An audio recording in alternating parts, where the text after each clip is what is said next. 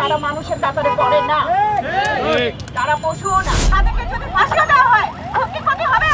শান্ত মানুষ সেটাই, এটা আমরা সবাই নির্ধারণ করব। আমরা এটার বিচার দেখব অতি দ্রুত।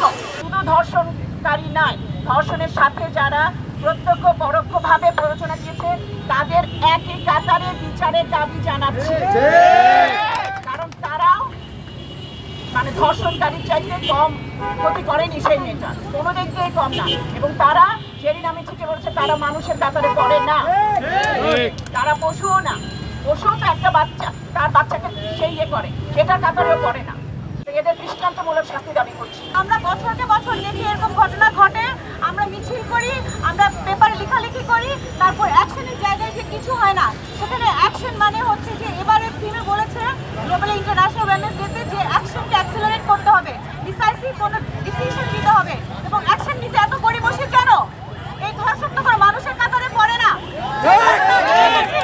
আজকে যেটা হয়েছে এটা কোনো মানুষের দ্বারা করা সম্ভব হয়? তার প্রতি এত লেনিন হওয়ার কি কারণ? আমরা কি 10 দিন 15 দিন 20 দিনের মধ্যে রেজাল্ট করতে পারি না? আপনারা কি ফার্স্ট ট্রাইব্যুনাল করতে পারেন না? সদিচ্ছার অভাব, আপনারা কেন ছেড়ে দিচ্ছেন? শিয়া বাটার ও ভিটামিন ই সমৃদ্ধ Lily Glam Beauty soap. Lily, always beautiful. আর এসব ক্ষেত্রে আপনারা লম্বা লম্বা গুলি আওড়াবেন এবং পলিসি দেখাবেন। পলিসি দেখানোর তো কিছু নাই। বাংলাদেশে এত কোটি মানুষ, 3টা মানুষ যদি মরা যায়, তাদেরকে যদি ফাঁসিও দেওয়া হয় খুব কি ক্ষতি হবে? শান্ত মানুষ সেটাই, এটা আমরা সবাই নির্ধারণ করব। সেটাই, সেই ধরনের শাস্তি আমরা চাই। উপযুক্ত দৃষ্টান্তমূলক শাস্তি, দৃষ্টান্তমূলক মানে দৃষ্টান্তমূলক শাস্তি, সেটাকে ভয় পেয়ে আর কেউ কখনো এটা করার সাহসই পাবে না। ভুলে না যাই, আমরা ভুলে যাওয়াতেই এরকম ভাবে ধর্ষকরা বিচারের বাইরে চলে যাচ্ছে, তারা ছাড়া পেয়ে যাচ্ছে এবং দেখা গেছে আমরা ভুলে গেছি এবং তারা নর্মাল লাইফে ফিরে যাচ্ছে। এটা আর হবে না।